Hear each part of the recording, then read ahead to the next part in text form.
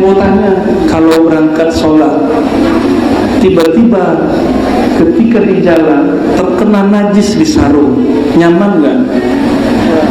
Kalau di bawah dipaksakan sholat, kepikiran nggak? Kita kepikiran. Dari awal takbir sampai assalamualaikum yang teringat bagian najis. Sudah mulai paham? Kalau masuk ke dalam masjid, masuk ke Baitullah, masuk ke dalam sholat, di kolbu ada satu noda saja. Antum biarkan kebencian kepada makhluk, berburuk sangka kepada makhluk, iri dengki kepada makhluk, merasa lebih alim, lebih suci dari seorang makhluk. Itu orang sholat, di badannya ada bau bangkai yang luar biasa. Maka ruhnya gelisah. Ketika sholat dia ingin segera cepat, ingin buru-buru. Disitulah sejarahnya, sejarah rohani, secara kronologis, kenapa orang tidak tumanin, tidak bisa tenang. Kenapa? Ruhnya gelisah.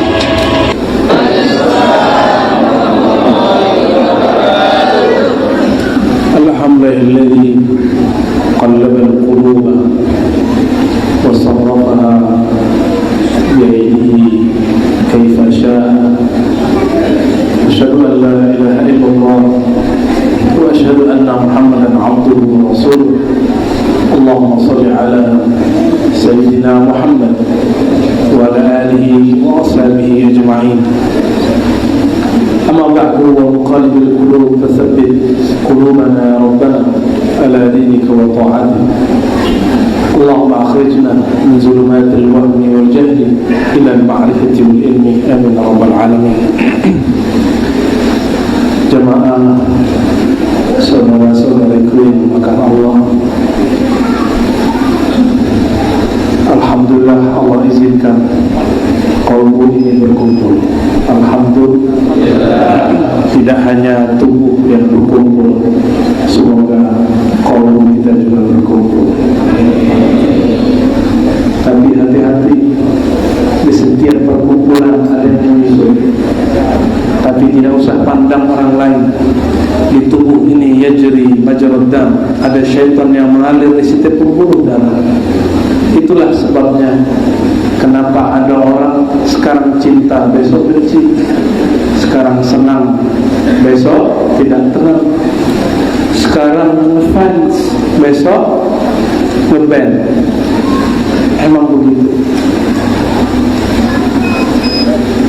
Dahulu iblis dengan nama malaikatnya Azazil berkata kepada Allah, Ya Rabb, manggilnya Ya Rabb.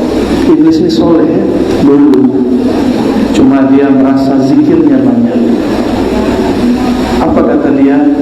Izinkan aku, sebagaimana dinukil oleh Imam As-Surawardi dalam kitab Auriful Ma'arif, izinkan aku menguasai kolbu manusia.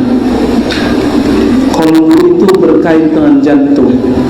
Jantung itulah pompa darah. Maka darah kotor, darah hasil makan yang haram, itu kolbunya langsung rusak. Apa kata Allah? Al-kibriya'u minai, kesombongan itu, hai iblis, itu rida. Ini rida. Tadi kena anginnya terlalu kencang, jadi ditaruh di biar menutup. Ya, ini bukan rubah-rubah gaya, ini menyesuaikan aja. Al-kibriya'u lidai, kesombongan itu, merasa sok pantas itu, wahai iblis, wahai Azazil, dulu namanya masih Azazil, itu adalah selendang, syal. Maksud Allah Ta'ala apa? Wahai iblis, wahai Azazil, yang pantas menguasai kolbu hanyalah aku yang membolak-balik kolbu. Jadi ternyata si Azazil diberikan SIM, surat izin mengalir.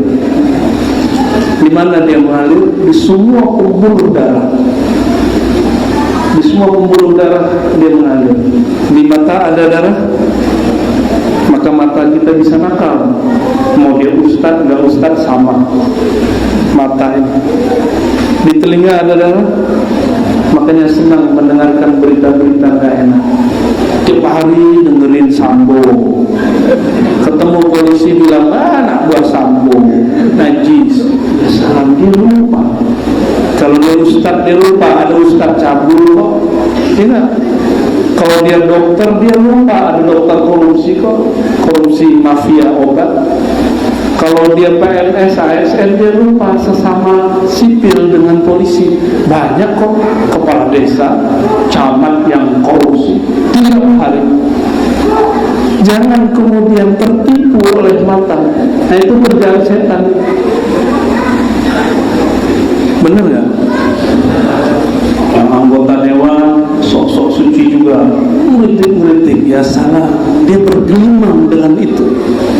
Jangan kita fala tuzakku anfusakum, jangan mensuci-sucikan dirimu. Maksudnya apa? Jangan memandang aib orang, pandanglah aib diri. Sehingga kita gak sibuk dengan orang lain, tapi sibuk ngurusin melawan syaitan yang bertahta di semua pembuluh darah.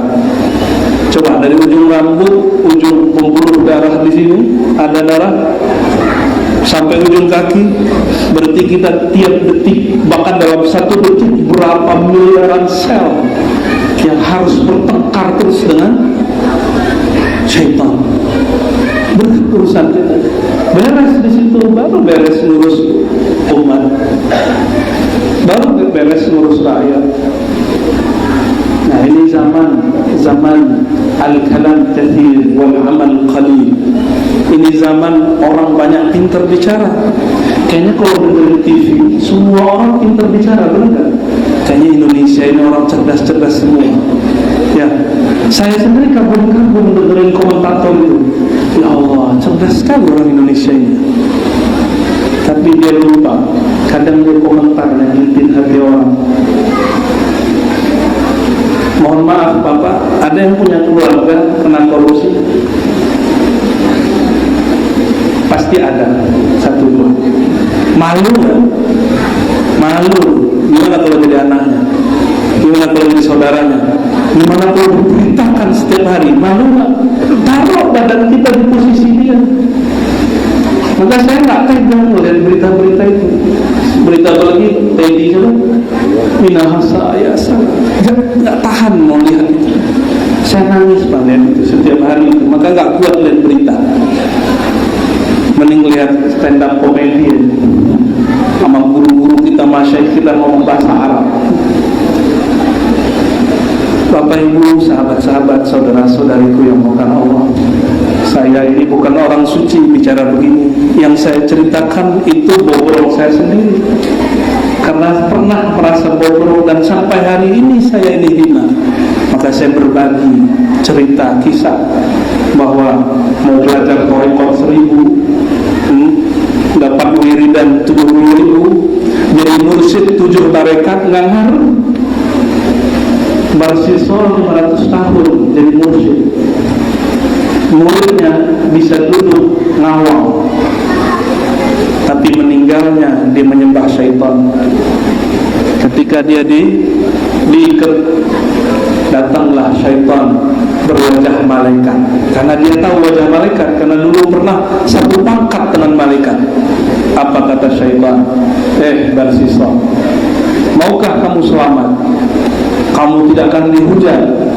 Ternyata ada satu riak yang muncul di kolbu orang yang belajar zikir dan santri-santri, ulama-ulama. Ulama santri insya Allah terbebas dari riak, suka dipuji, bebas. Malah risih kalau dipuji orang. Tapi banyak murid-murid, santri-santri, salik-salik, jamaah-jamaah yang tidak tahan kalau dicaci. Itu riak yang paling berat. Riak paling berat. Nanti coba aja untuk punya guru bermasalah, malu disebut muridnya. Oh berarti kita ini mengikuti guru karena meyakini dia suci. Itu satu kesesatan yang nyata. Kenapa? Adakah ajaran Islam yang mengajarkan guru selain Rasul itu suci? Ada nggak? Maka kalau ada tuan guru, kiai, apalagi polisi, tentara, pejabat, dia maksiat, dia kemudian melakukan kesalahan, itu masuk akal. Masuk akal. Ini bukan pembenaran, tapi kita jangan sibuk dengan orang lain. Tapi betullah kata orang, kejadian terburuk itu berita terbaik. Benar gak? Senang gak bicarain keburukan orang? Senang ya? Senang sekali. Nah ini kolbu Barsisa itu setiap hari zikir, dan zikirnya puluhan ribu. Ketika dia diikat, kata syaitan, Barsisa, setelah ini engkau tidak akan dibenci lagi, aku akan selamatkan engkau, tapi syaratnya satu, sujud kepadaku. Akhirnya Barsisa mengatakan, nah, baik, dilepaskanlah, cepat. Ini pakai tangan, rantai semuanya lepas. Lalu Barsisa sujud. Di saat sujud, dia belum angkat kepalanya, malaikat maut menyambar, mati, suul khatimah. Na'udzubillah min dzalik. Syukran. Barakallahu fikum.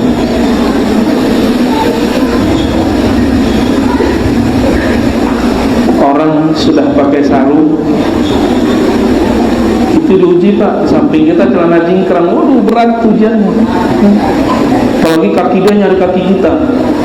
Akhirnya sholat menjadi lebih khusyuk. Khusyuk plus khusyuk. Dia cari-cari kaki. Hati kita terganggu sama dia. Benar? Kenapa terganggu? Kita sedang berhadapan dengan Allah. Kenapa terganggu? Gak usah terganggu.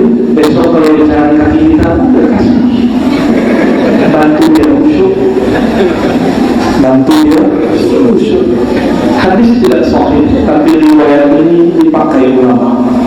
Ada seorang lagi sholat, mainin jenggotnya, biasa jenggot berpanjang. Allah akhi, lagi sholat mainin jenggot. Dilihat oleh Rasulullah, apa kata baginda Rasulullah SAW? La khashat qalbi, la khashat qalbi. Seandainya qalbunya khusyuk, tunduk, hikmat, tentu tubuhnya akan juga khusyuk. Maka khusyuk bukan sarung, apalagi sarung merek tertentu itu. Sarungnya Marakia itu, lebih mahal dari celana kita Pak, jangan sombong. Ada yang seharga motor sarung. Jadi mulai orang pakai sarung khusus sepatu itu sarung mahal ya. Ada seharga motor bekas. Yang pakai sarung juga lagu, lu nggak tahu. Nah ini salah. Ente nggak tahu. Ini sarung lebih mahal daripada celana ente. 10 celanamu nggak kebayar di sarung. Lagi sholat.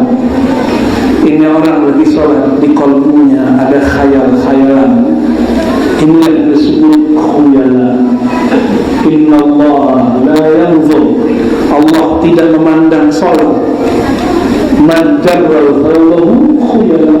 Yang memanjangkan atau memakai pakaian, dalam hatinya ada khayalan-khayalan dia lebih baik dari orang kiri kanannya. Hati-hati. Ini cara Nabi mendidik umat, pelan-pelan mendidik. Dulu sarung itu mahal. Kalau ada orang punya sarung, biasanya sarung itu dibagi dua, ada yang dipotong. Maka disebutkan dalam Sahih Bukhari, kebanyakan sahabat karena waktu itu paceklik, sarungnya hanya sampai betis, pertengahan betis. Artinya kain mahal. Jika ada orang sholat sarungnya sampai menutupi mata kaki, berarti dia kaya. Si kaya ketika sholat waktu ruku keren. terlihat sama dia sarungnya, dan dia merasa kagum, mengagumi pakaian lagi sholat disebut khuyala, berkhayal. Maka beda kibir sombong dengan khuyala. Tapi terjemahannya ada di Indonesia, khuyala itu sombong, gak pas. Harus dijelaskan apa makna khuyala. Merasa pakaiannya lebih keren, sombong juga, tapi bukan sombongnya itu. Jadi khuyala itu pada performa pakaian itu khuyala. Maka saya menghimbau, mau yang celananya jingkrang, mau yang pakai sarung, yang pakai gamis, gak usah sibuk sama kiri kanan. Karena zaman ini sarung sudah murah, celana pun murah, 20.000 sudah dapat. Dan jangan sholat pakai celana dalam orang Arab. Kalau celana dalam orang Arab, orang Arab itu celana dalamnya panjang, paham? Pakai gamis, saya pakai gamis di dalamnya pakai celana, pakai celana panjang. Jangan sholat menghina Allah dan Rasul. Sholat kok pakai celana dalam? Celana dalam orang Arab. Yang afdol, Nabi tidak pernah sholat pakai celana. Kalau pakai celana yang sopan. Celana kita ngantor, celana kita kerja. Jangan pakai celana gunung, kecuali lagi hiking. Adab ya. Pakai sarung lebih afdal. Coba antum cari yang pakai celana jingkrang, ini saya tantang. Ya, nggak melarang, tapi saya menantang. Cari satu hadis saja baginda Rasulullah pakai celana dan jingkrang. Kalau kita benar ikut sunnah, nggak ketemu. Maka jangan berbangga dengan celana itu. Sama yang pakai sarung nggak boleh beragu juga. Bersenang aja pakai sarung. Enggak juga. Nabi itu sering karena sholatnya panjang, sering benerin sarung lagi sholat. Benerin sarung lagi sholat. Berarti Nabi pakai, maka disebut dalam salah satu nama Nabi SAW, sahibul izar, sahib yang punya izar, sarung. Sunnah pakai sarung, Pak. Jadi yang pakai sarung niatkan ikut baginda Nabi Muhammad SAW. Terus kenapa saya malam ini pakai gamis? Ya ada ini. Ini pakaian Arab sekarang. Arab dulu pakaiannya 2 potong, atas dan bawah. Atasnya kemeja, bawahnya sarung. Lalu baru jubah luar. Tahu jubah luar seperti Habib Umar. Habib Umar itu seperti itu. Habib dari Yaman biasanya begitu. Kok jadi ngomongin sarung ya? Karena ada kaitannya dengan kolbu. Ini yang ringan-ringan saya bicara ya. Karena kata kawan ada yang disi-disi di kolbunya. Ya, jangan berat-berat ya. Insya Allah nggak berat-berat. Berapa kali Allah menyebut kata kolbu di Quran? Nah, terpikir nggak? Berkali-kali, lebih dari 100 kali.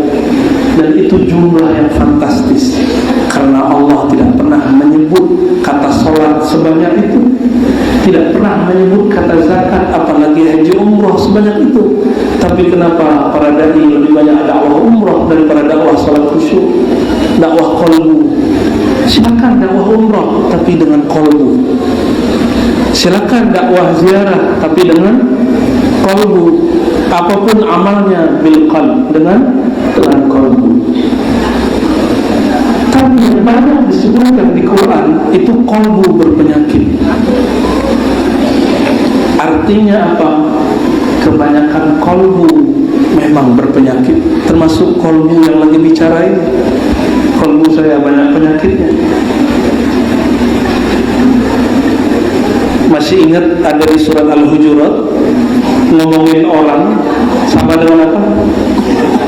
Makan bangkai orang hidup. Mending makan bangkai ikan patin enak. Campur sama kamu, oh ya, kata orang Jambi enak, kata orang Padang belum tentu.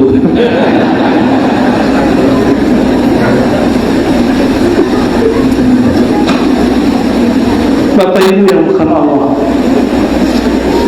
kalau membicarakan orang sama dengan makan bangkai, bau nggak? Bau, jijiknya. Kalau antum menyimpan kebencian di sini, kalau dikeluarin itu sama dengan najis di bawah. Kok nyaman hidup ada najis di dalam badan? Saya mau tanya, kalau berangkat sholat, tiba-tiba ketika di jalan terkena najis di sarung, nyaman nggak? Kalau di bawah dipaksakan sholat, kepikiran nggak? Kita kepikiran. Dari awal takbir sampai assalamualaikum yang teringat sebagian najis itu. Sudah mulai paham? Kalau masuk ke dalam masjid, masuk ke Baitullah, masuk ke dalam sholat, di kolbu ada satu noda saja, antum biarkan kebencian kepada makhluk, berburuk sangka kepada makhluk, iri dengki kepada makhluk, merasa lebih alim, lebih suci dari seorang makhluk, itu orang sholat, di badannya ada bau bangkai yang luar biasa, maka ruhnya gelisah. Ketika sholat dia ingin segera cepat, ingin buru-buru. Disitulah sejarahnya, sejarah rohani, secara kronologis, kenapa orang tidak tumanina, tidak bisa tenang. Kenapa? Ruhnya gelisah. Mandi pakai air apa? Comberan, kayak gitu. Bersih kan? Nyaman gak? Tambah kotor. Lam yazdad minallahi illa bu'da. Yang bertambah jauh. Dia sholat, habis sholat dia merasa, gua udah sholat, suci dah, ya. Udah soleh. Maka hati-hati berhijrah, hati-hati berguru. Al-Islam inadhi, berguru itu adalah kunci benar beragama. Kalau salah berguru, nanti salah cara beragamanya. Banyak kawan kita dulu teman ngopi, teman sarapan, ya sekarang nggak mau lagi ngopi. Kenapa? Cuma karena beda sarung sama celana jingkrang. Ya, ini fakta Pak. Ini pengalaman saya maksudnya. Nggak tahu kalau antum di sini. Sama. Nah, kok ada orang bertambah ilmu agamanya, bertambah permusuhannya ke sesama mukmin? Ini aneh kan? Terus gimana dengan ayat innamal mu'minuna ikhwah? Sesungguhnya orang beriman itu bersaudara. Iman di mana? Taruhnya di pakaian atau di kolbu? Atau di jenggot? Berarti yang jenggotnya paling banyak, iman yang paling berat. Oh, gantung. Dikit. Tapi kebanyakan orang Jambi nggak berjenggot. Cowok sih. Pakai jenggot apa? Dikit. Gak usah malu, gak usah dengerin ibu-ibu. Ibu-ibu ini kan risih. Dia belum tahu kalau cowok berjenggot itu gagah. Maaf ibu ya.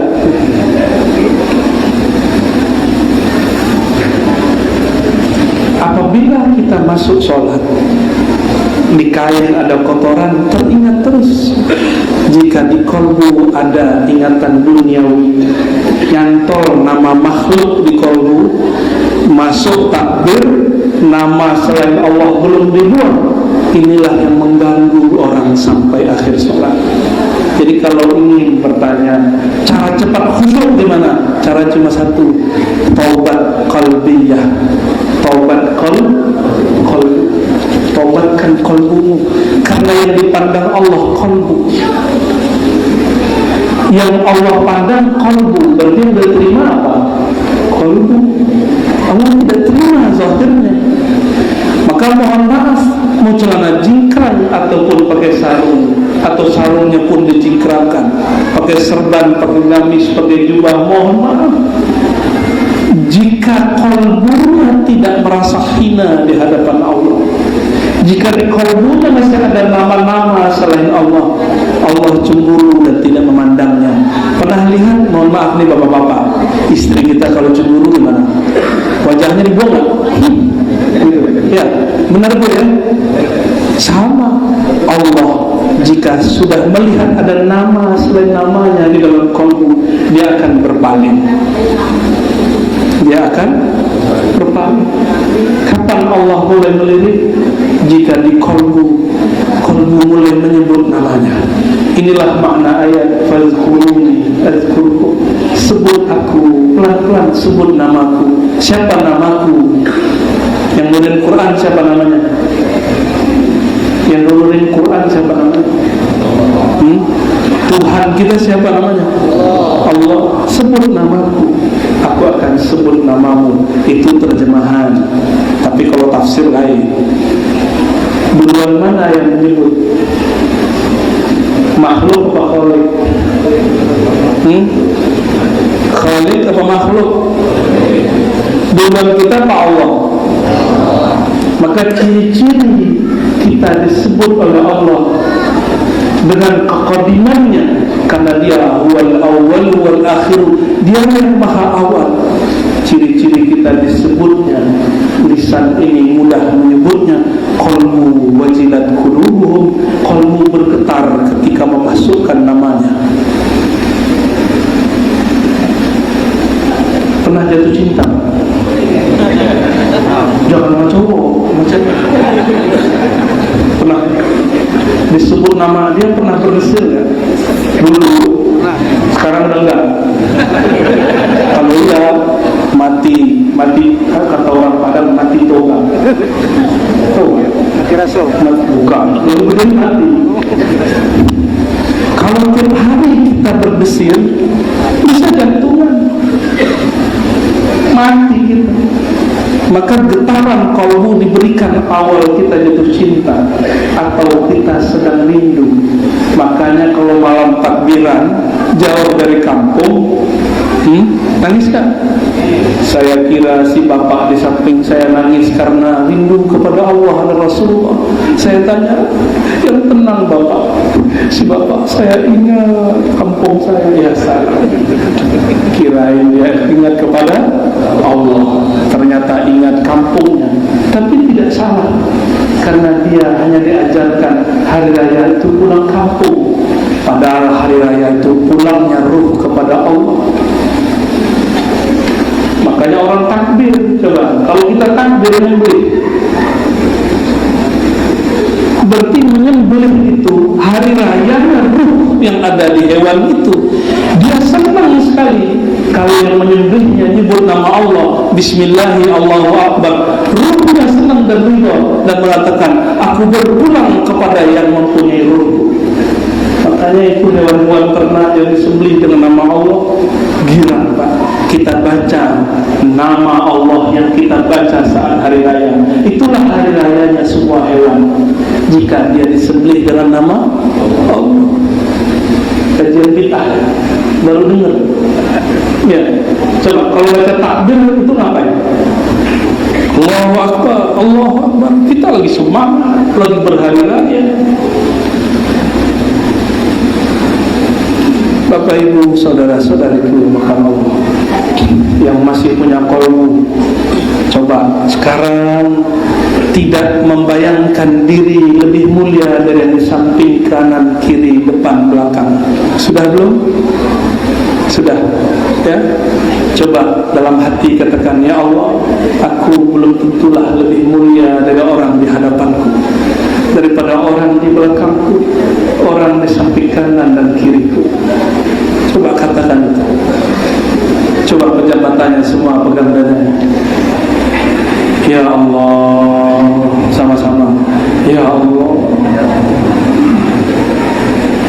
daku hambamu yang hina.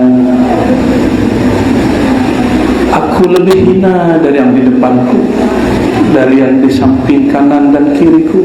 Begitu juga orang yang di belakangku. Buka mata. Nah, kalau takbir, mau takbir, ini teknik mau khusyuk. Pegang dulu dada sebelum takbir. Katakan, ya Allah, aku hina, hambamu hina, hanya engkau yang membersihkanku. Baru takbir, kecilkan diri, baru sah takbirnya. Allahu Akbar, saya pastikan khusyuk walaupun cuma 1 menit. Lumayan belajar khusyuk. Nanti takbir lagi, merinding lagi, takbir lagi, merinding lagi. Begitulah terus setiap hari takbir, merasa diri kecil, hina. Gampang ya? Gampang merasakan kehinaan diri. Coba sekarang pejam lagi matanya, coba ikutin pejam matanya. Coba bayangkan hari ini, ya Allah, mataku bermaksiat, mataku melihat yang haram, ya Allah. Aku tahu itu haram, ya Allah, tapi aku menikmati, ya Allah. Betapa munafiknya hamba-Mu ini, ya Allah.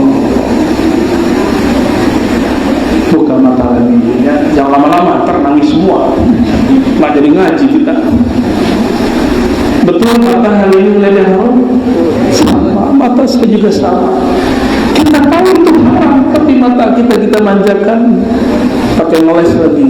Laka nazratul ula, bagimu pandangan pertama, dilama-lamain pertama ya. Kita munafik. Maka Sayyidina Al-Hasan Al-Basri, murid Sayyidina Ali, murid Abu Hurairah, mengatakan, apa kata beliau? Aku bertemu sahabat Nabi, dan hampir setiap mereka merasa dirinya munafik. Loh, kok ada orang hari ini baru hijrah, baru ngaji, merasa dirinya lebih benar dari Ustaz Kiai yang sudah belasan bahkan puluhan tahun ngabdi itu. Anehnya, kok sudah mulai berani membid'ahkan guru yang belum mengajarkan dia. Aneh, kok sudah mulai berani mencari-cari kesalahan gurunya, dia lupa kesalahan dirinya. Itu aneh. Ini Sayyidina Hasan Al-Basri. Maka beliau ketika dibacakan surah Al-Hadid, alam ya'ni lilladzina amanu an takhsha'a qulubuhum li dzikrillah.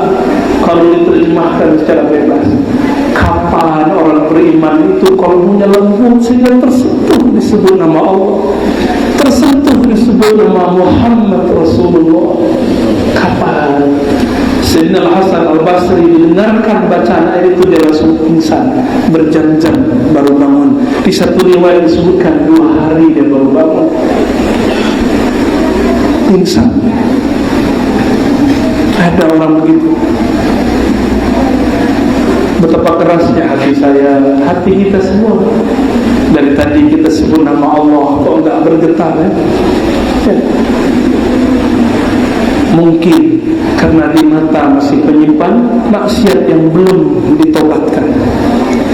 Oleh karena itu, tobat mesti setiap saat, bukan lagi setiap hari, setiap saat. Bukan nanti, loh Buya, berarti tobat sambalado. Bukan, namanya tobat tawabin. Apa arti taubat tawabin? Tobat orang yang mengulang-ulang tobatnya. Jangan tunggu nanti mau mati. Ada yang tahu matinya kapan? Mungkin nanti ada yang pulang, Allah cabut nyawanya di jalan, tiba-tiba tabrakan. Ada yang nggak nabrak, tapi nabrak pohon. Kawan saya salam-salaman, dia bilang saya pamit ya, maaf kalau jarang ketemu. Ternyata itu pamit terakhir. Malam-malam jam 3, mau menjelang jam 4 sebelum subuh, dia pakai motor pulang ke daerah Tangerang. Tiba-tiba dia nggak nabrak siapa-siapa, tapi dia nabrak pohon, kepalanya retak pecah, pendarahan, Allah jemput. Tapi kami saksi semua dia orang baik. Meninggalnya di saat dia merindukan Allah dan Rasulnya. Ternyata dia kalau di motor nyebut nama Allah, Allah, Allah. Kita lagi sholat pun gak ingat Allah. Benar. Gimana lagi makan, gimana lagi jalan-jalan, gimana lagi kambing. Rasulullah SAW ingat Allah fi kulli ahdan. Begitu kata Sayyidatuna Aisyah, hadis Imam Muslim, hadis sahih. Hadis Bukhari bahkan ada lafaznya bahwasanya Rasulullah mengatakan, masalul ladzi yadhkur rabbahu wal ladzi la yadhkur rabbahu kamasil hayy wal mayyit. Nabi itu ingat Allah setiap saat, maka ruhnya hidup, qalbunya hidup. Karena beliau mengatakan orang yang ingat Allah itu hidup, orang yang lalai kepada Allah itu bangkai. Betapa banyaknya orang hari ini bangkai berjalan. Bangkai berjalan, wajar kalau kesambar setan. Wajar jika wajah sudah mulai berubah. Saudara-saudariku yang melakukan Allah, maka kita datang setiap hari kepada Allah. Satu makom aja diulang-ulang, makom taubat. Mau ngamalin? Mau ngamalin? Tidak pakai hitungan lagi. Cukup katakan, mata dipejam, dada kita pegang. Astaghfirullah. Ikuti. Astaghfirullah. Ya Allah, ampuni dosa mataku, mata yang memandang kepada yang haram tapi menikmatinya. Ya Allah, ampuni pendengaran telingaku yang masih mendengarkan berita-berita gosip, mendengarkan aib-aib orang lain dan juga sangat menikmatinya. Ya Allah, astaghfirullah. Ampuni lisanku ya Allah. Kadang aku menyakiti saudara sendiri, kawan sendiri, tapi kami tidak merasa ya Allah. Astaghfirullah. Turun ke tangan ya Allah. Tangan kami pernah memegang yang haram, mengambil yang haram. Kaki kami ya Allah pernah melangkah kepada yang haram. Perut kami ya Allah pernah dimasuki makanan yang haram. Kemaluan kami ya Allah pernah menikmati, terangsang kepada hal yang Engkau tidak ridhai. Dari ujung rambut, ubun-ubun, diikatkan astagfirullah, mengalir ke wajah, astagfirullah, mengalir ke dada, perut, tangan, kaki, semuanya sampai ujung kaki. Mandikan diri dengan nama Allah. Astagfirullah,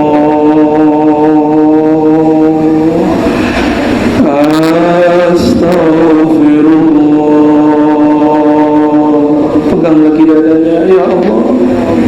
Di hati kami ya Allah ada nama selain Engkau ya Allah. Di hati kami ada penyakit yang membusukkan hati ini, yaitu sombong ya Allah. Merasa lebih baik dari orang sekitar ya Allah. Merasa lebih alim daripada orang sekitar ya Allah. Merasa lebih dermawan dari orang sekitar ya Allah. Allahumma ya Allah, yang maha tahu busuknya hati kami, kotornya jiwa kami. Jika Engkau tidak membersihkannya ya Allah, maka tiada lagi yang dapat membersihkannya ya Allah. Maka malam ini ya Allah, dengan nama-Mu Ghaffar, Ghafur, Maha Pengampun, ampunkan kami dari ujung rambut sampai ujung kaki, dari dosa yang zahir sampai dosa yang batin, dari dosa hati sampai dosa nafsu. Al-Fatihah. Allahumma